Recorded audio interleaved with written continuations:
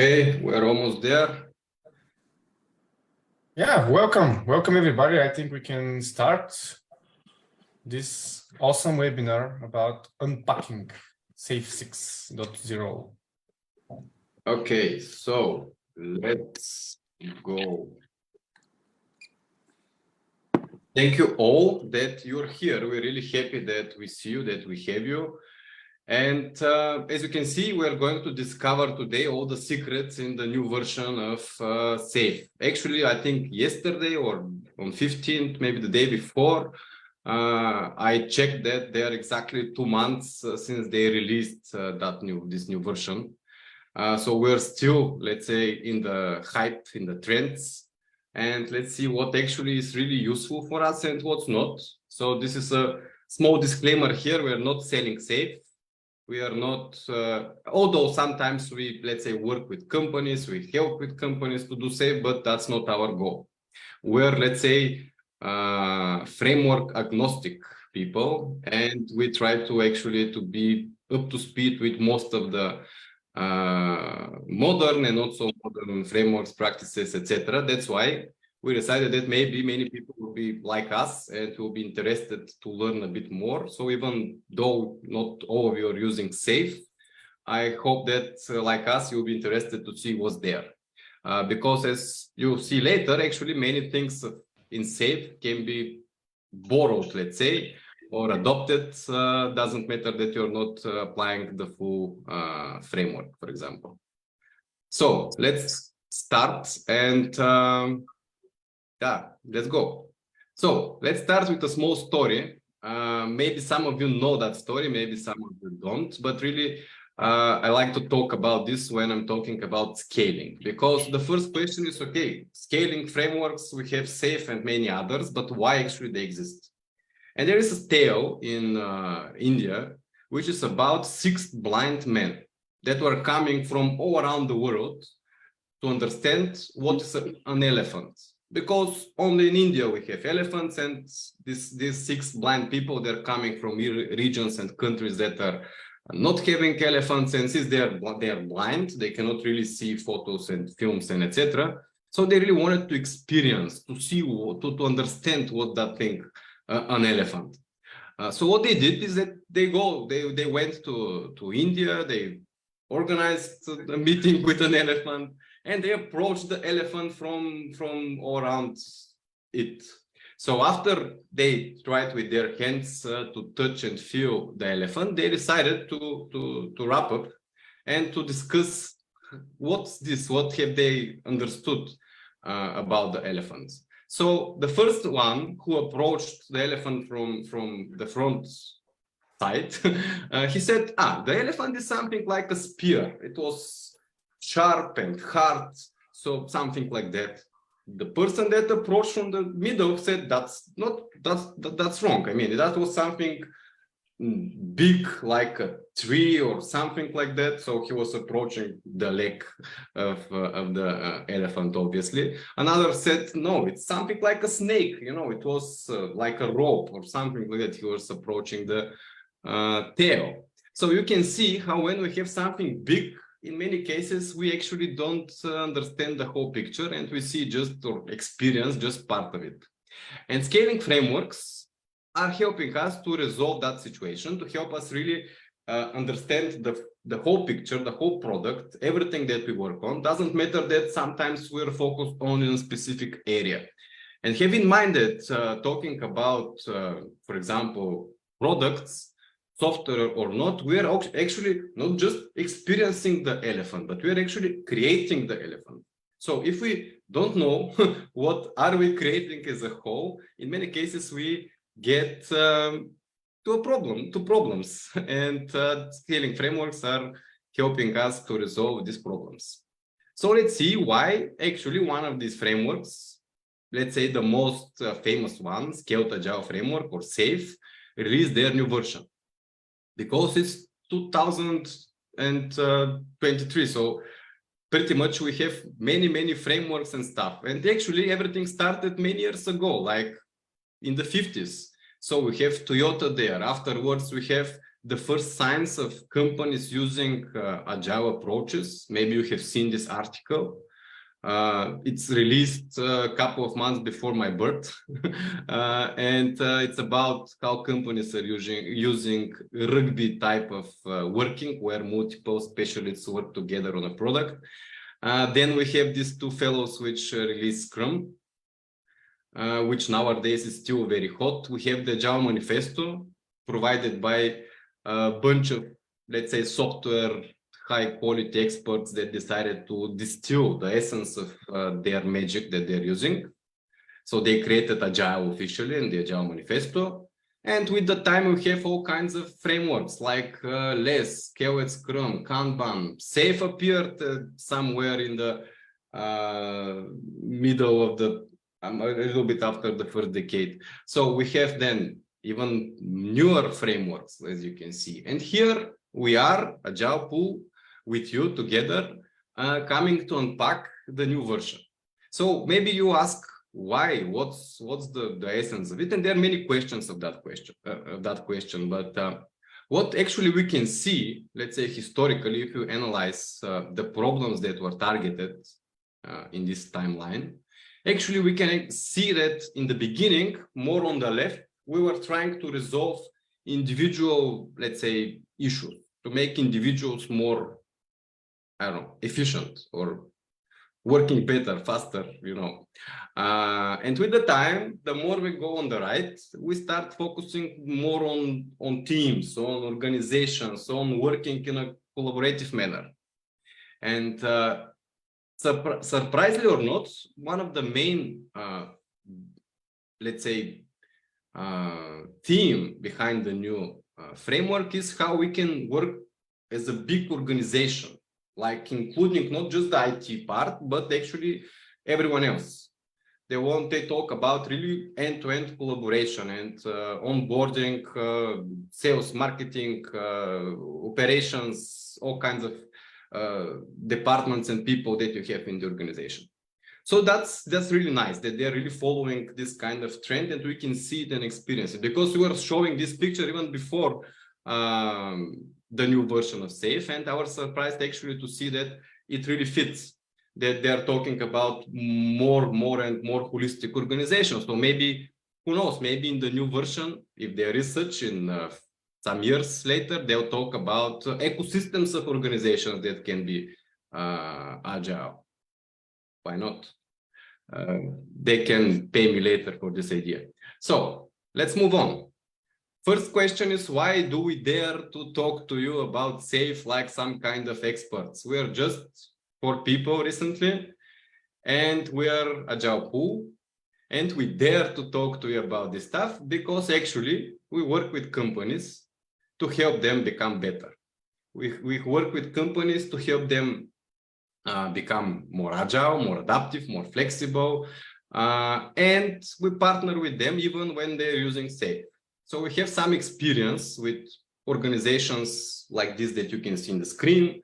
Also, you see these badges here on the bottom. So we have some experience, let's say good experience in different frameworks, practices, etc. So we kind of pretend that we can try to be, let's say, experienced enough to try to discuss Java frameworks and to share with you our thoughts and our experience, because everything that we'll tell you, it's not based just on our reading and checking on the topic, but it's also pretty much based on what we are actually seeing and doing in our real life, real experience. That's why we do it like unpacking, you know, these videos when people are unpacking new products and sharing how they see them. So this is what we're going to do today. I hope that you're going to join us, because I'm sure you also have a lot of experience. We have here many people, and many of you have experience with SAFe, with other frameworks, with working in a company at all. So I suppose we're going to discuss the pros and cons even from your point of view, and we'll do a real 360 unpacking review of this version itself. How it will go, we're going to discuss the new stuff in SAFe. Afterwards, there will be a very small commercial part where we're going to because we want to be transparent, I'm letting you know that there will be a small commercial part after we go through what we have prepared, where we're going to present you a new product that we're releasing.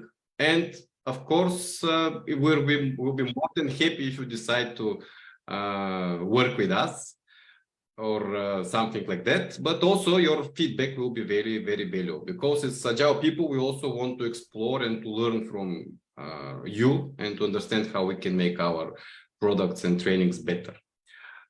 So that will be at the end. And after it, just after it, we'll have Q&A session where you're going to be able to ask all kinds of questions, although you're fully free to stop me at any point and ask questions during the talk. But at the end, we have saved some time for questions. There'll be, of course, for those that make it through the commercial session, commercial part, etc., there will be a small gift for you that you managed to stay till the end.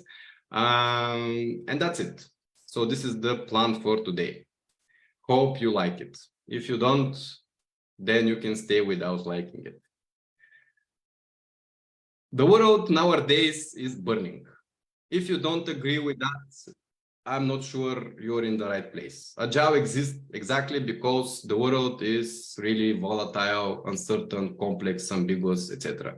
And it's not only because of coronavirus, wars, AI, or governance. Actually, this is a very interesting example with the government. We were working with a company and we were in the middle of the planning session, and they were planning how they're going to meet with the Minister of Health in this sprint. And exactly in that time, Slavi Trifonov went in front of the screen and said, I'm breaking down the government.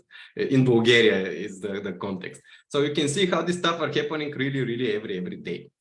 And the good news is that if we take a look at the official, let's say, release notes of SAFe, they also confirm that they do it in the same reason. The first sentences in the official release page where they're describing the new version, what's new there. So the first snippets there are addressing that. They say, I'm rephrasing, we're releasing this new version because the world is very dynamic, it's changing, it's VUCA. So basically we need to address new challenges. And they're trying really to do new challenges, to address new challenges. I would say they're not really addressing, like doing something very new, but they're changing the focus.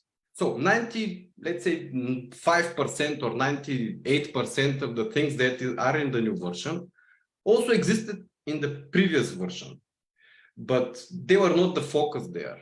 And now they are under the focus. So the new challenges are more focused, and some of the old challenges are not so much. For example, stuff that were very hot in the, let's say, past let's say 5 years ago, like how to make train or art to work together to release value. This is a bit going, it's of course very important thing, but now the focus is a bit more on how to include other people. How can we not focus just on the production, on the, let's say, engineering part, because we all know about water scrum fall type of stuff or water agile fall type of stuff, where you have whole organization and just the engineering and somehow iterating and everyone else is really slow. So they're really trying to put the focus there, although this stuff existed before. Other things that are more concrete that they want to address in this new version are resilience, because you saw these examples of wars. Another case of our experiences, we were discussing some transformational stuff with a company that we were with a client of ours, and just like that, it appears the war in Ukraine, and let's say 2 or 3 of their teams that were located in Ukraine just disappeared, like in one day. They were not there, and they were not existing in next month or so. So you can see how they actually need to be resilient. They need to survive that. They managed to relocate them, to do different stuff, but these things happen, and we need to be really resilient. Other stuff that are under focus in this new version are digital business, or how we can apply digitalization in business and end-to-end business agility. And also, when I say end-to-end business agility, another very big focus point is the holistic view of the value flow. So imagine from a request of the customer till money in the bank, how can we actually make the whole flow more, let's say, smoother and without interruptions, faster and smoother. Yeah, that's in a nutshell. Although flow, lean, this kind of things really existed before as well. How we're going to move forward? So there are few stuff. First, again, holistic view. This is the main idea behind that. It's the main idea behind the framework in general. That's why SAFe it's so big. It's so there are so many elements. If you open the picture, it's so heavy now with all the new stuff that they added. It was heavy even before that. So really the try is to make it more holistic. And what they're trying to do is to see the whole organization. How can we apply SAFe in the whole organization? Their motto, work differently, is addressed directly to the part of the organizations that are not IT, that are not digital. So they say at some point, sales, marketing, business, etc., they need to start working in different manners. And they say everything from marketing and finance to security and HR, everything should go. Actually, this is nothing new. We all know that, for example, HR is crucial. Agility, agile is culture. So if we don't have proper HR in terms of culture, drivers, etc., it's a big issue. We all know, for example, what happens in organizations when where they have bonuses for performance. Maybe you have seen that. If you have not, we can tell you very interesting stories of people that are really shooting themselves in the legs just to manage to get the bonus and destroying value and opportunities. So or shooting their teammates, Yeah, so HR is nothing new, for example, but now all these areas which were not in the focus before are under focus now.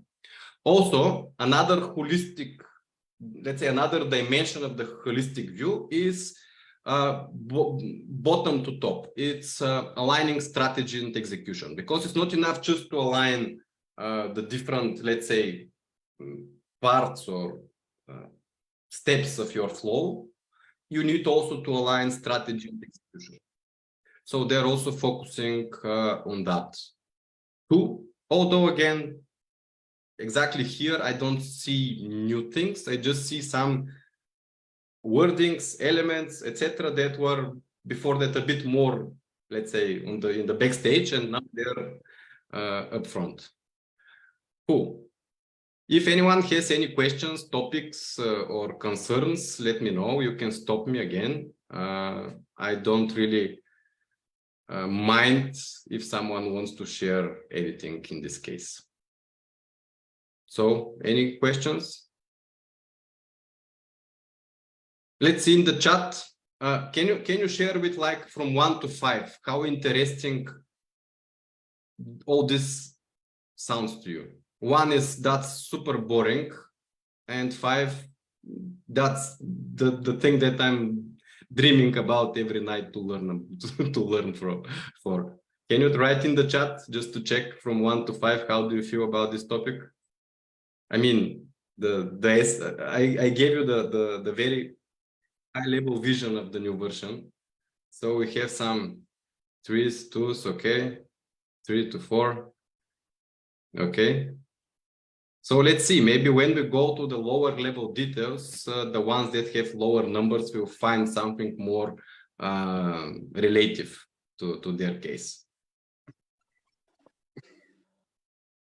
Oh, we still have people to say. Okay, everything makes sense. I agree. I know it makes sense. I mean, it's again, this is something that I'm just telling you like a summary of what SAFe is saying. But I was more wondering how much you are relating to this topic yourself, how much it's relevant to you. So if you want to add from 1 to 5, that would be nice. Cool. Let's move on. There are 6 primary themes in terms of the change, and these 6 primary themes are the following. Foundations of the business agility. So they had to build, let's say, I would not say build a whole new foundation, but they need to adjust the overall bits here and there in order to really provide foundation for business agility. For example, just quick example, they have adjusted some wording because I'm sure many of you know how non-software, non-IT, non-digital people react when they hear software or IT. They're like with the cross trying to, so pretty much they have tried to make the language and the stuff really not so much software oriented. For example, they're talking about solutions, not just products. So maybe you're delivering a service or something else. So you can also find yourself there. So they're changing many things like that. There is a second topic or theme, which is about accelerating the value flow, which we just discussed. They have clarified, they have spent, let's say, some time to clarify responsibilities and roles. I'm not quite sure about the real motivation to do so, but they have done it. So we can speculate after when we go to this, why they did it. SAFe across business, this is now building on top of this foundation. Also, very interestingly, they have a new focus on AI, big data, and cloud, which at least a little bit surprised me, or maybe even not a little bit, because I didn't expect that they will include stuff like that. But we are also going to see, let's say, how useful this new information is, because I have some concerns. And they also talk about measurements, growth, and OKRs. So these are the 6 primary themes. Let's start with the first one, with the foundations. So if you take a look at the whole picture of SAFe, you see basically now we're focused on what's the roof, what's the on top, and what's on the bottom. So on the top, like the whole thing is working for, the stuff in the top, is a new element there. It's called business agility thing, or business agility value stream. When you click on it and open it, you see information about business agility value stream. So that's a new thing.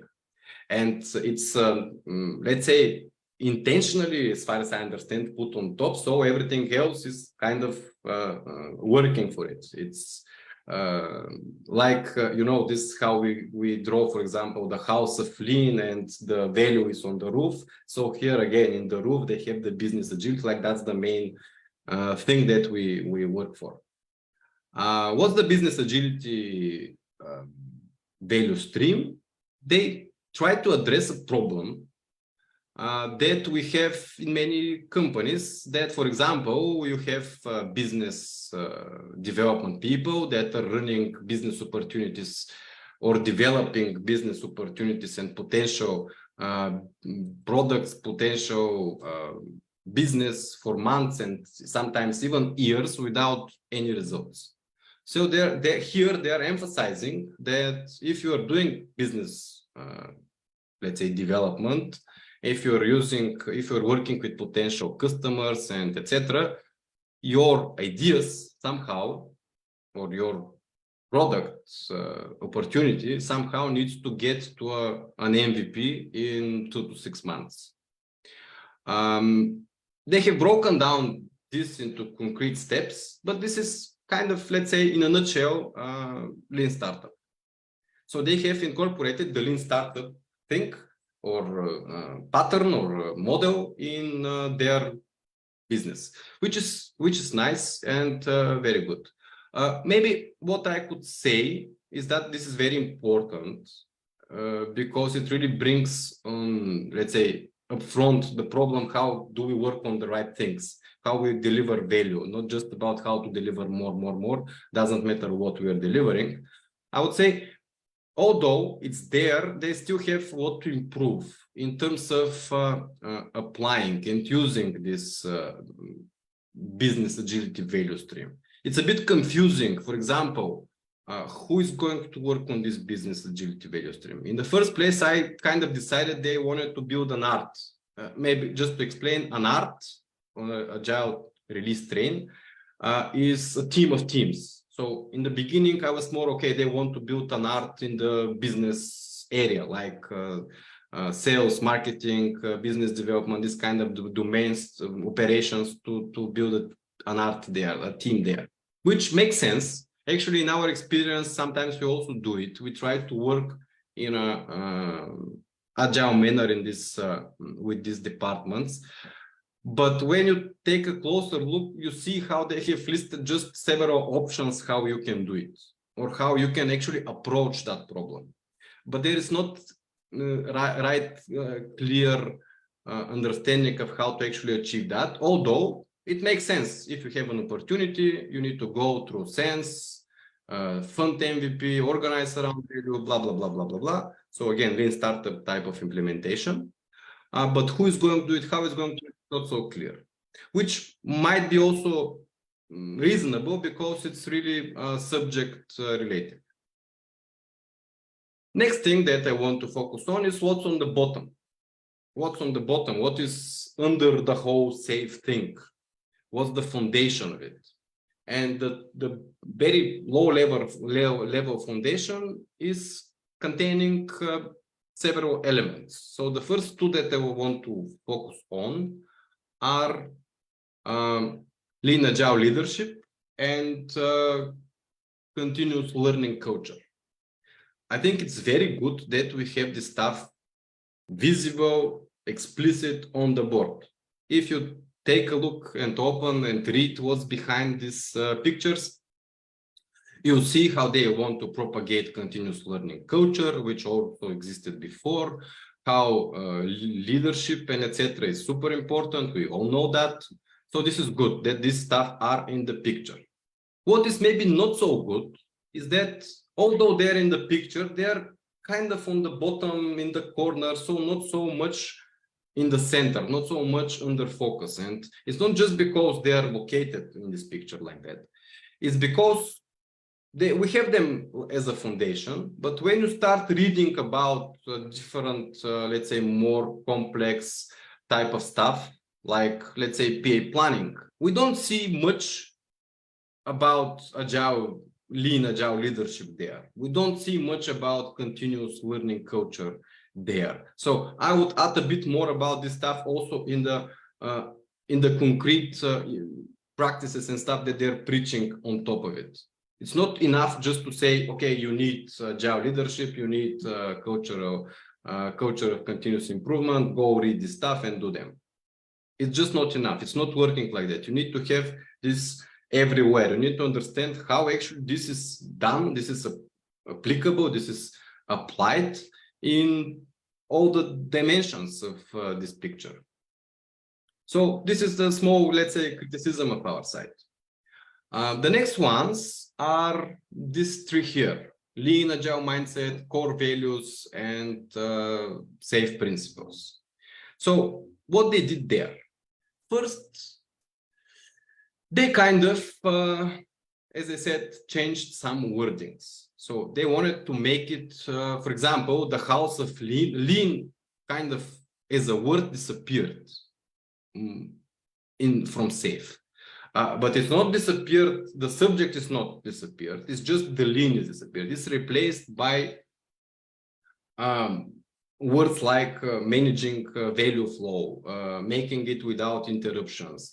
So different parts of this picture actually now contain the elements of this house of lean that we know, like, for example, respect for people now is a core value of SAFe, and make value without interruptions is a principle here, and etc. etc. So they have kind of found places for all this stuff, and they removed the lean thing. In the similar manner, they have replaced some wordings here and there. But if you ask me honestly, that's a bit confusing. I mean, take a look at this thing. We have lean agile mindset in terms of principles, agile values. We also know that behind agile values, we have the agile principles. We have SAFe principles. Okay, they removed the lean ones, put them somewhere, but they are still existing. We have the SAFe core values. So I'm getting confused, you know. Why we should have so many type of values, so many type of principles, so many type of cultural elements? I mean, it's confusing if you ask me. Maybe that's my personal sense about it. But if you really want to be, let's say, cultural driver behind this, it's at some point it becomes confusing. Okay, what is where? What is part of what? What was the kind of core value? What is the other? I mean, we have core and not core values. I mean, what are the other values? They're not important. They are not core. They are side values. I don't know. It's a bit strange. But still, it is how they organize it. Maybe they wanted to simplify it like a divide and conquer type of organization, but it's, to me, a bit confusing. Maybe you will agree or not. So, for example, these are the core values you can see. I think it's nice that they are kind of surrounding the whole picture, so you can see how they are holding the space, which is nice. And so, let's see what we have next. The next one is accelerating the flow. So let me tell you the big, let's say, surprise. Everything here is just lean, nothing new. They just replaced the lean principle to be make value flow without interruptions. And everything that we have in lean, like no handoffs, reducing the lead time, cycle time, reducing the queues, reducing batch sizes, work in progress limits, so Kanbanizing the flow, etc. It's still here, and that's a big focus. But what they did is basically that they added on each of the levels how this flow will look like. So I think it's very nice. And I really like that approach because actually you can click here on the different elements and you can see how the same lean stuff are applied on the different levels, on the different scales. And let's actually, I can even show to you very quickly how it looks in their website. So you can see if you click, this is SAFe 6. If you click here on the team flow, you're going to see visualizing quick limits, address bottlenecks, minimize handoffs, blah, blah, blah, blah, blah, blah. If you open the same thing on an art level, you'll see the same structure, visualizing quick limit, addressing bottlenecks, blah, blah, blah, blah, blah, blah. Same stuff to the top. On a portfolio level, how you do visualizing quick limit. So that's nice. I really appreciate that they do it because it's really difficult sometimes to explain to people lean itself and how it's applied on different level. It's really a challenge sometimes because I could say maybe this is one of the biggest challenges in lean, that in many cases we are focusing only on some kind of subsystem, not on the whole system. And although you're following the same patterns, it's not the same thing that you're doing. Okay, so this is a point for them. The next one that is in this bottom line is, here comes a little bit the criticism from my side, the implementation roadmap. I really don't think it should be kind of foundation, but you know, they need to sell. They are a commercial organization, so I understand them. Doesn't matter that I don't like it. I understand why they do it. They really want to sell transformations. They really want to go to your organization to give you a bunch of tons of warriors, SAFe, agilists, and SPCs to transform your organization.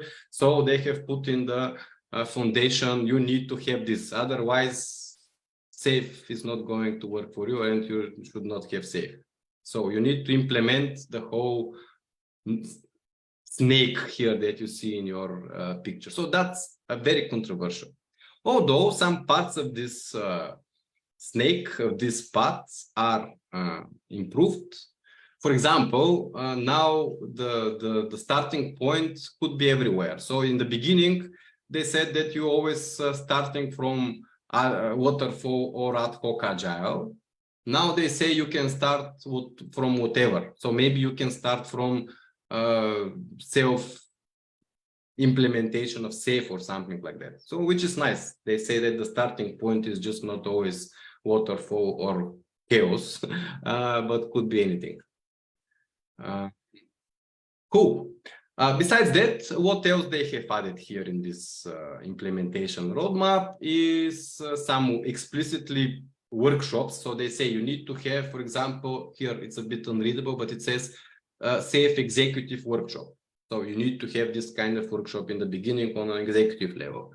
Also, there is this leading in digital age. It sounds very nice. Leading in digital age. I was a bit wondering why digital age, why they use this wording here. But what they mean is nothing, let's say, unusual. It's to work with the leadership of your organization. And I suppose because they want to address organizations also outside of IT, businesses and domains that are working on all kinds of business domains, they want to tell them, guys, you need to get into the digital age. You cannot be leaders and leadership coming from the old times. You need to get into the new times. Maybe this is the idea of this labeling. And besides that, there are some wording changes, like extend is now enhance. I don't think that's very important. Maybe it is, maybe I'm wrong. So going to the next one and clarifying responsibilities. What we have here, more details in the different roles that we have in SAFe. So if till now there was some place for let's say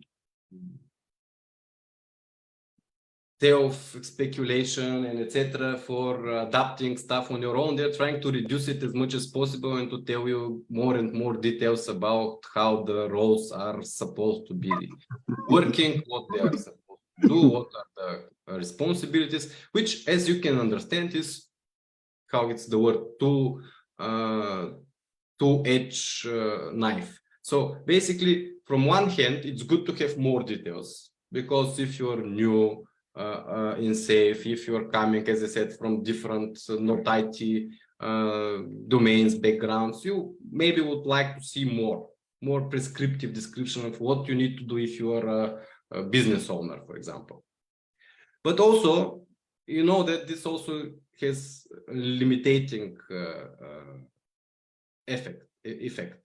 For example, if you're unexperienced and you're too focused in concrete stuff and there are too many, like you need to do a huge list of things and to be responsible for a huge list of things, at some point you're so close to this stuff that you don't see the big picture and you're not really able to be smart and to act really adaptively and agile. So this is a problem and criticism for SAFe, not from now. It's from many years coming in the agile, let's say, community as a criticism against SAFe, that they're so prescriptive that at some point they're really like micromanaging you about how to be agile, which you can see it's really not nice in some manner. SPCs are a huge focus. You can see SPC mentioned, I'm pretty sure, maybe in 80% of the articles and places. So why this is there? Because SPC is a person who is certified in a whole chain of certifications, and the SPCs are the official people that are able to adopt Agile SAFe, not the others. So you need SPCs. That's the whole message. You need them everywhere. They are crucial. Without them, you are going to die. which you can sense maybe it's not the case. It's of course good to have people that are qualified, maybe certified, experienced, but yeah, I'm sure you can achieve very good results even with experienced people without SPCs. So the focus should be experienced people, not SPCs, but yeah, they are selling also their business. Next one, arts and solutions. What I mean here, I mentioned that in the beginning. The art as a team of teams is now providing solutions, not just products, not just so this means that they can work on business cases, on services, on everything. So that's a good one, maybe to replace some kind of the wording to show the people that SAFe is not only for IT, and you can be an art of I don't know, lawyers or medical experts, and you're providing a solution which could be a service, not just a product, for example.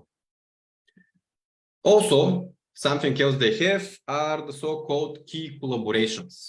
What are the key collaborations? This is how different, let's say, how we call them SMEs, subject matter experts, like system architects, solution architects, product managers, solution managers, etc., how they need, with whom they need to interact. And you can see, for example, if you are a solution architect, you need to work with these people, with these people. So this is your communication network, which is a good thing because we know that these people tend to become track factor 1 people. So if a truck hits them on the road, your company is going to die. So they're trying to hold everything in them and to be really bottlenecks. So they want to tell them, you know what, you need to work with others, you need to talk with others, you're supposed to communicate. So they're key collaborators that you need to collaborate with. But still, this picture you can see, they are still the big people in the middle. So that's not really, let's say, leading to real transformation from let's say, command and control type of subject matter experts that are telling people what's the architecture, what's the product, etc., to more servant leader type of people who are giving the organization support, guidance, etc., and they're leaving people to work and they're supporting them, not the other way around. So they're working for the people, not the people working for them. So that's still not, I think, the case. And maybe this is because it's difficult. This is maybe the most difficult part, to change the middle layer of your organization to become servant leader from micromanagement type of organization. But still, I think it's good progress.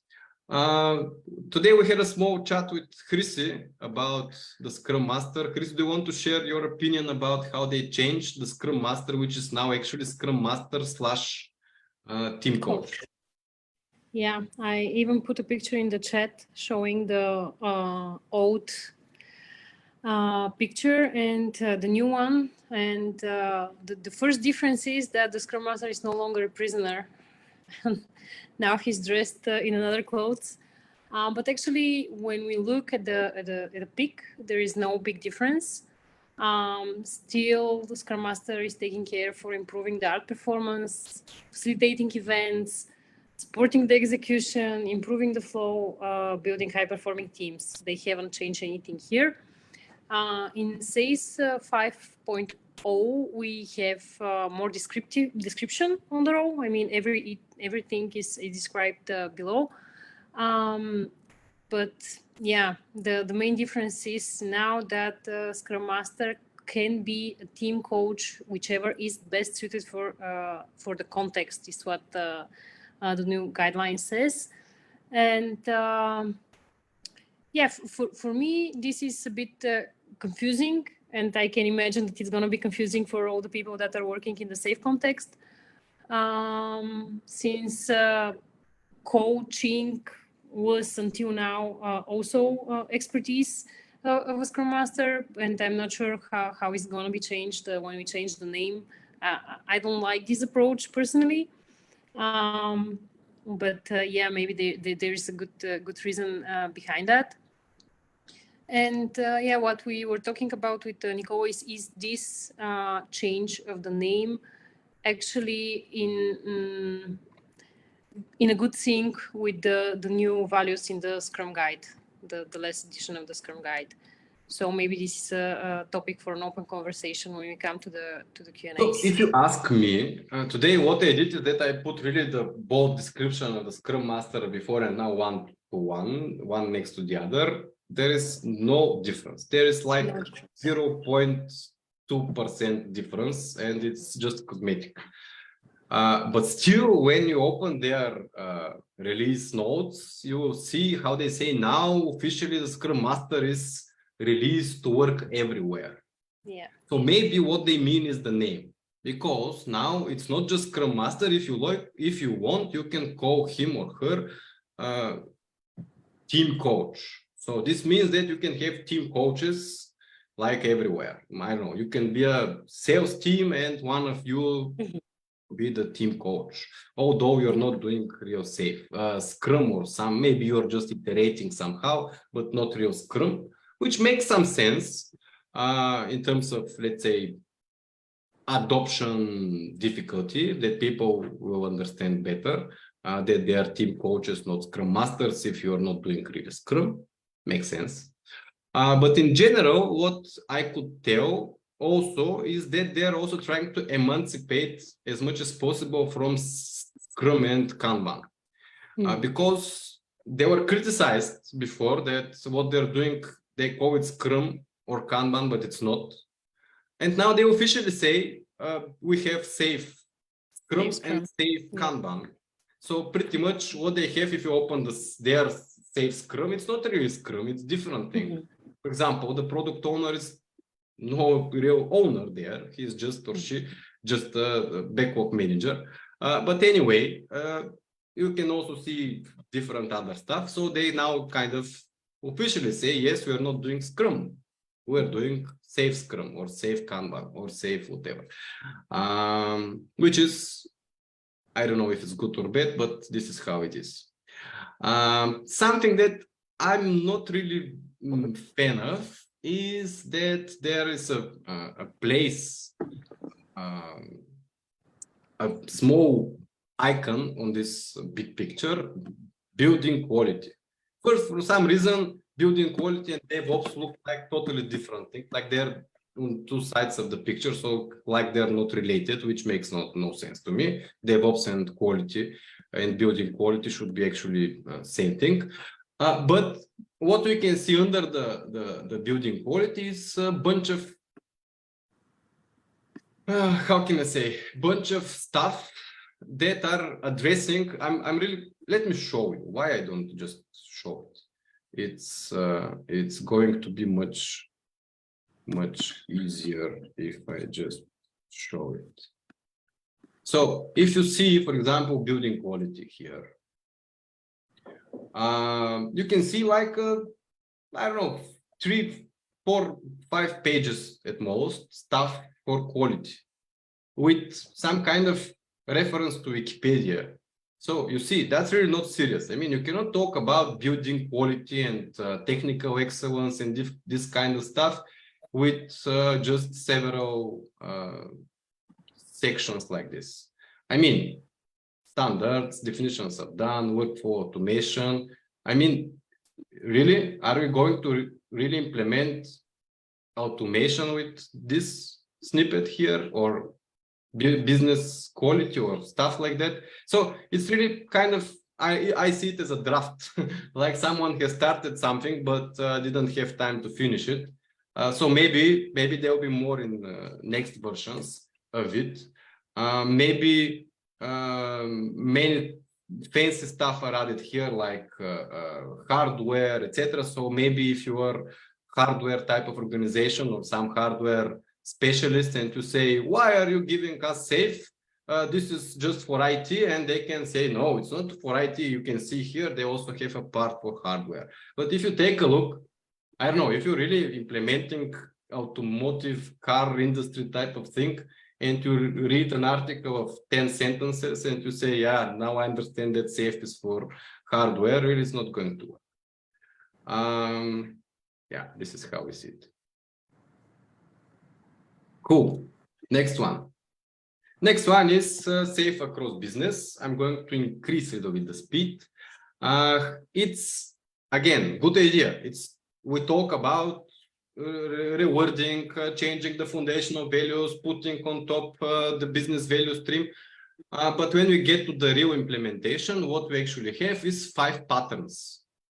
Just 5 patterns that kind of might work somewhere or have worked somewhere, and they tell us try this 5 patterns or some of them or none of them, I don't know, which are not that bad. I mean, they are, for example, business enabled art. This is to include the business people in the release train.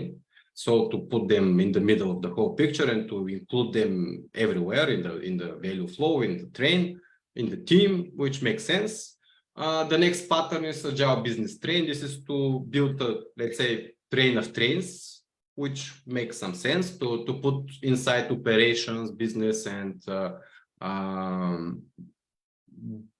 everyone, like small sub flows of the big flow, which makes sense. And this is maybe something that, for example, we are usually doing with AgilePool. When we work with companies, we try to really put everyone to see how they're contributing to the big picture. They have agile executive team. This is to make the team of executives, so C-level people work in agile / iterative incremental type of work, of workflow, of way of working, which makes sense, and it's really good one. So I would not say it as an optional. It should be really. If I'm SAFe author, I would say they need to do this for sure. They also want to say in the business domains like sales, marketing stuff, etc. You should implement agile ways of working. And another option, this is kind of option, is with very, let's say, coupled operations and product development to have a common portfolio management for operations and development, which makes sense in most cases. So this is what they have here. I don't know if it's enough or not. Maybe it's just difficult. Next ones are about AI, big data, and cloud. So they officially have announced we are modern framework and we need to be up to speed with all the new stuff. So what can I say here? Chrissy, do you want to mention also what we discussed about? Very, very hot topic currently. I mean, meanwhile, we are speaking about AI influencers. So not a big surprise for me that they included it here. It is a fact that AI is becoming more and more accessible, but yeah, so a good idea putting it there. What I say is that it is going to be used as a wide range of intelligent machines, and that it's the focus of SAFe. I mean, they are selling themselves as one of the most innovative approaches in Agile. So not a big surprise for me that they say that it's important for the development process. Regarding big data, they are addressing it on a portfolio level as the cornerstone of their vision and investment. And the cloud thing is self-explanatory. I mean, you can see the text there. So yeah, not That's my problem. That's my problem here. I think it's very good idea to include them, but again, it looks like someone just created a draft and put it here. Yeah, it's like marketing story only. Yeah, maybe this is the other feeling that it's about marketing. They want to be just on the hype. But actually, if you take it seriously, how can we talk about AI, big data, and cloud and to have just these 3 snippets here on the picture? So that's all that they have, just 3 snippets with, I don't know, let's say 40 or I don't know, maybe 200 words we have here. So doesn't make sense because we cannot do anything with it, but at least as a message to organization that if you want to be organization that is let's say wanting to to survive in the next 5 years, or maybe less, you need to consider AI, maybe not storing your data in your closet and using your data and somehow in meaningful manner and cloud solutions. So that makes sense, but again, it's very, very vague. Finally, the final theme that they have touched is about measurement and growth. We all know that's a very hot topic. If you go to any, I would say really any C-level or managerial level, high level leadership person in any organization, they will say, we want to be data driven, we want data. So they have provided kind of a guidance about that, what we need to measure. So we need to measure flow, competence, and outcomes, which is important because in many cases we measure outputs.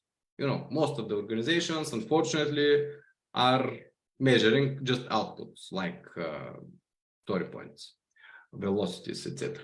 So they want to say here, we want to measure how fast we work. So what's the flow? We want to measure the competency. We want to measure the outcomes, the value that we deliver, which is really straight to the point focuses that we need to do. Of course, in terms of implementation, if you open what's behind these pictures, you see more like list of stuff, list of metrics, list of things, which I would say it's a bit not enough in order to understand what exactly to use and more important, how to use them. Because usually the problem is not about the metric. Okay, maybe you need to do some effort, some investment to collect it, but the more important question is how you're going to use the metric, because this is where actually organizations fail, when they get the metric and they either don't use it or use it in the wrong manner. Regarding strategy to execution, what we discussed in the beginning is also a big focus. Surprisingly or not, their solution is OKRs, which is not surprisingly because we all know that OKRs are kind of the first thing that pops to your mind when you say aligning strategy to execution. So another thing is that OKRs existed in the framework, like mentioned in different articles also before that. It was said they are kind of optional, you can use them or not if you like. And now they're more, let's say, explicitly put on the picture. Like you need to have OKRs on a strategic teams. You need to implement OKRs in terms of transformational goals, in terms of epics. Every epic could be having or be implemented via OKRs, which is nice and good, but still when you open it, it says, if you want, you can do it. So it's both now more officially on the picture, but it's also still kind of optional, which I also don't know if it's good or bad. But it looks like that. So this is what they have here. So as a summary, we have many cosmetic changes. We have this really strong will to go outside of IT. There are many details in the roles, which is double-edged sword, and modern topics, but they're a little bit vague. We can feel the commercial background, which was always the case with SAFe, so nothing new here, but they are kind of let's say proving it. And what I just said, still, I think with such a big picture, we need to see more about culture and cultural focus in the different bits of this big picture. It's not enough just to put it in the both corners in the bottom. So this is the summary that we provide. So now, as I said in the beginning, we have a very short, small commercial part.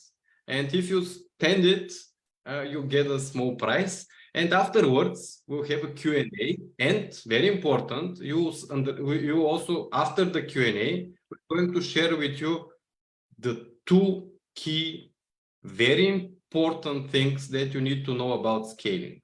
Really, this is not really a part of SAFe, but they are going to be very, very important here. And this is maybe the biggest, at least mine and ours, critics against SAFe, but this is going to be shared at the end. So wait for the two final very important points. So first, let me tell you about Diana. Diana is a manager at Roche, very high-level manager. She came to one of our trainings and she was kind of, I don't know, she really adopted it like in 5 minutes, I think, the whole agile mindset. So she went in her organization, and of course there was also, let's say, a strategy behind Roche. It's a medical healthcare organization that just to tell you, they're healing cancer. They're nothing to do with IT. So, and they implemented huge improvements. They don't really implement agile. I mean, just agile. They really implemented improvement. They managed to save people's lives using agile, and we see our small contribution in the somewhere like 0.1% in our training, where we kind of inspired this lady. So if you want to be inspired like that and to achieve results like that, maybe it's going to be a good idea for you to sign to our training workshop, which you can find very easily. And here we're really going to help you deliver, to help you be able and understand how to deliver 400% faster. And that's not just an invented number. This is coming from our experience. We work with several companies that reported that, for example, a project that is executed in, let's say, a year has been done in 3 months. So this is really our experience of how you can achieve that. We're not, of course, promising that you achieve it, but to help you be able to do it. So this is about the training itself. And because we have a very bright marketing lady who told me, you know what, before explaining what's the workshop about, try to tell the people what's their, to address their pain points and their motivation, the outcomes that they will receive. But at the end of the day, after when I thought about it, okay, what should I present? Like, how can I start with the why, you know, Simon Sinek type of things? Because I actually don't know you. I don't know what is your pain point. And this is actually the best, let's say, from my perspective, part of this training, that when you come, actually, we're going to adapt the workshop based on your situation, on your experience, on your goals and pain points. Because, of course, I can tell you that you're going to be able to negotiate better with your customer. But maybe that's not the case for exactly the people that we have in the workshop. So maybe your problem would be, I don't know, I want to be able to get really high-performing team.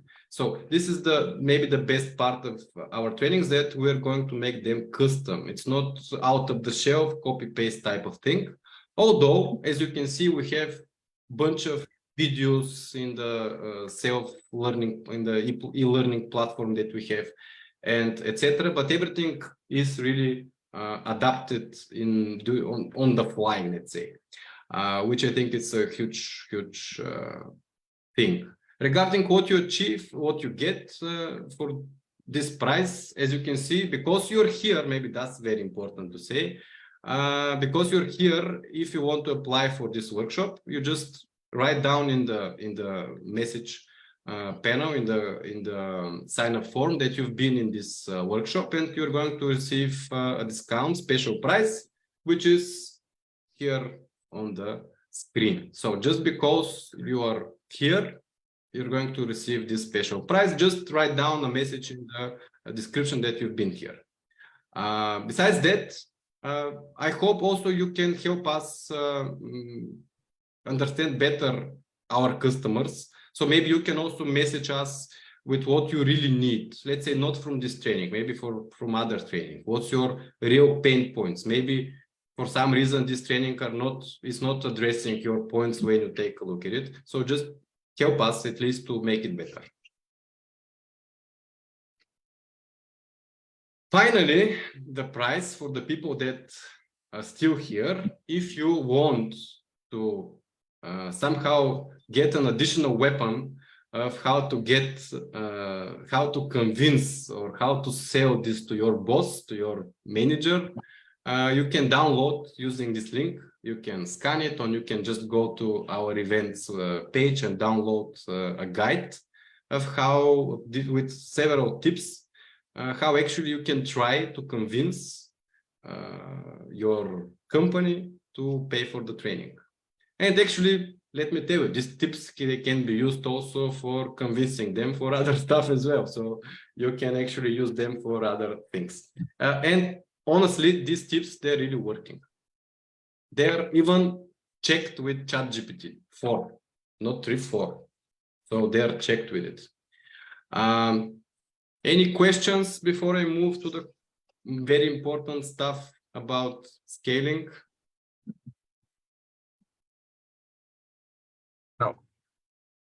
No questions here. So let's see then. Let's say we have 15 minutes to the official end. So let's spend about 10 minutes for Q&A, and the final couple of minutes are going to be for these really important 2 things that you need to know about scaling. So what are your questions that you have based on the delivery, based on the topic and the content? Do you have any questions, topics? You can also write in the chat if you want. For example, I see in the chat we have one question. May I ask you to share a few examples of KPIs and OKRs you have used?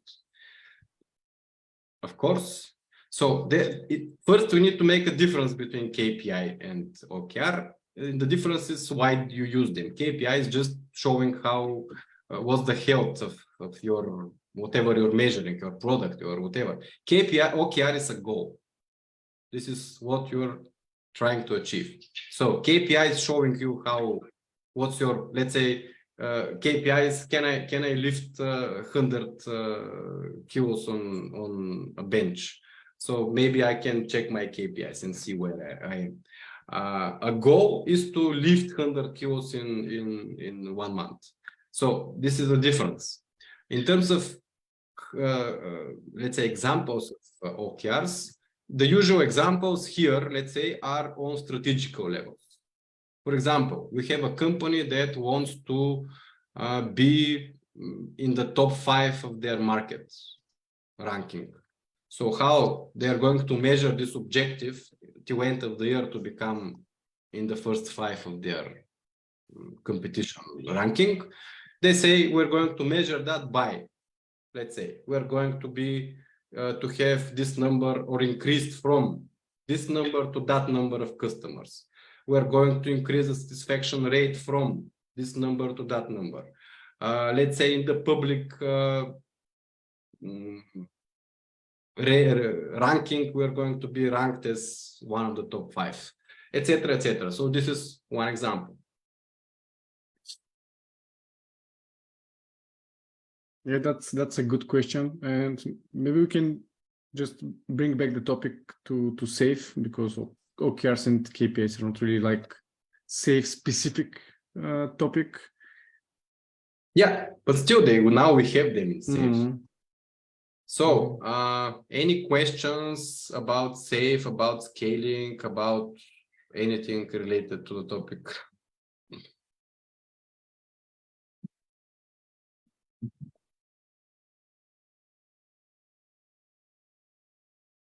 Don't be shy.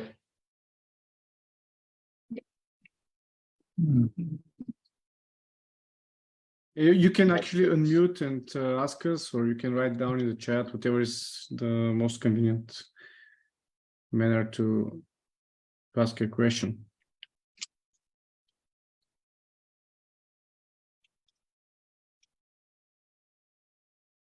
Maybe I can ask a question. Nicole, can you explain us what's the difference between business agility and business resilience? Because we saw that one of the new topics in SAFe 6 is around business resilience. What's actually the difference around this? That's a very good question, Bobby. Actually, we have not. That's important. We have not agreed before that you're going to pass me that. And actually, that's not let's say the easiest question, because business agility is a term that is very overloaded.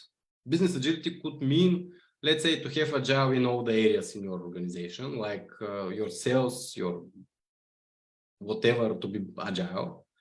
And also, business agility means your business as a business, or let's say as a subject, to be agile, to be adaptive. So for you to be adaptive as an organization to the business environment, to the business changes, which actually is very close to resilience. And resilience is how to not just survive when when a disaster happens, but actually to be okay with that, to say to not just survive, to not just minimize the damage of a disaster. It's about being at least in the same situation, in the same fit like before the disaster. And why not to use some opportunities, because you know that in crisis times many people manage to find opportunities that didn't exist before. So this is in general the similarity or difference between these two terms. Okay. Is it safe to say that business agility is more about being reactive to changes, and business resilience being proactive, to be prepared for whatever happens? Yes, in terms of that, let's say business agility is like the inner circle. So business agility means you are adapting.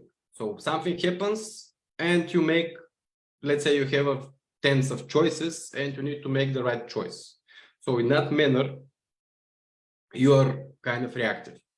But to be resilient means that something happens to you and you don't have time to react. It's just something happens to you, but you're, I don't know, like Neo in the Matrix, and you're just stopping the bullets and you're flying again. So that's the idea. Thank you. Come on, any other questions? We can ask ourselves questions all day, every day. Yeah. In terms of measuring flow, are there any changes, or are they still suggesting flow distribution, flow efficiency in the standard ones? They are pretty much standard ones. Again, it's just a list of stuff. It's like cycle time, lead time, throughput type of things, and as you said, efficiency of flow, etc. Yeah, and according to you and from your experience, which one is the most efficient to start with in terms of measuring flow? So for sure, you want to measure cycle time, etc. That's very important. Maybe to measure cycle time and the time of the items in progress. But what is actually a metric that is super important, and I would like to see it very, very, let's say, on the first place, is number of handoffs. This is something that no one really often, let's say, pay attention to. How many times we hand off a work between different people?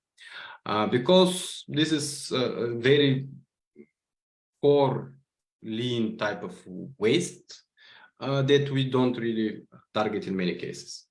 Number of handoffs.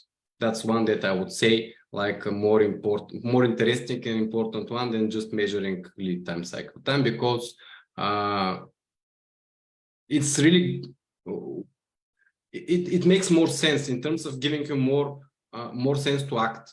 When you see cycle time is 5 days and you say, okay, I need to reduce it. So what you're doing, it's not really clear.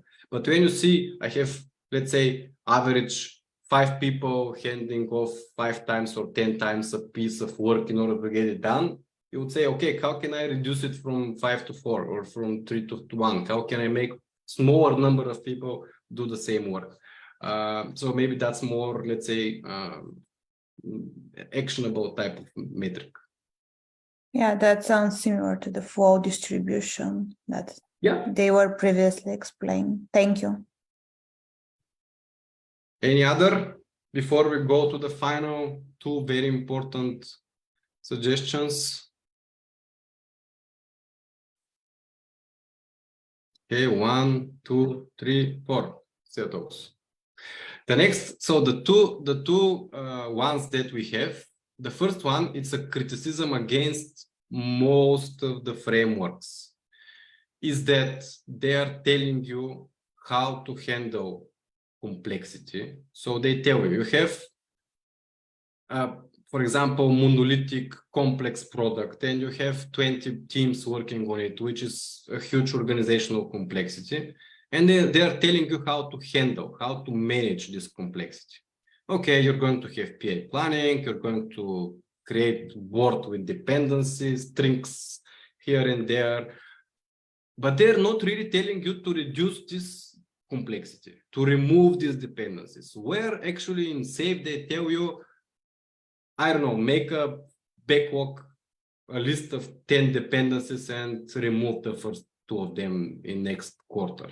That's not really happening. They're not really focusing on descaling, and that's the real management of complexity, because although it doesn't matter how good you are in managing complexity, it's still big complexity. If you are focusing and investing in reducing complexity, it's like technical depth. It's very, if you're a technical person, you understand it very easily. If you're doing just more features and you're not improving your technical quality, you're not investing in just creating depth, and you're not reducing it, having no strategy of reducing technical depth, at some point, doesn't matter how good you are, everything is going to be slow. So this is the same here. This organizational depth, you need to have a strategy of reducing it, which is a problem because the frameworks don't really address it, maybe because they will be useless if we really do it. But also the other reason is that it's expensive. It's really it needs investment. It's much, although it's very expensive, for example, to implement SAFe, it's not that expensive as, for example, to reorganize your product in order to have isolated independent parts of it with small number of teams working on them independently. So this is the first, try to descale, not just scale. And the second one is very, very important and crucial, that doesn't matter how huge pictures we have on the screen, with how many stuff like OKRs and others we have been sold. We need to know that we are scaling principles and values, not practices. If you manage to scale culture, principles, values in the same manner how you act and think in a small team of 5 to do the same in a big art or whatever you call it of 200 people, then you'll be on the right track. Doesn't matter if you're doing PA planning in 3 days or 1 day or whatever. So this is the final one, scale principles, not practices. So thank you all for your time. I hope it was really, really interesting for you. If it was not, let us know, give us feedback. Maybe next time we can address a topic that you are more interested in. And have a great evening. Yeah, thank you everybody who stayed actually 1 hour and a half or so with us and still here. It was a pleasure for us to prepare this this for you. And as Nicola said, shoot us a message. You can find us on social media, on LinkedIn even. You can connect with us personally. We'll be more than happy to answer any questions or whatever challenges you have, situations. And spread the word how cool we are. Absolutely, that's the final thing. Make sure you promote us everywhere. Everywhere. That's our dream, to conquer in the local world, store. Okay? Yeah, Cheers, everyone. Have a great evening. Bye. Bye, everybody. Goodbye. Thank you. Bye-bye. Bye. Bye-bye. Thank you. Thank you. Hmm?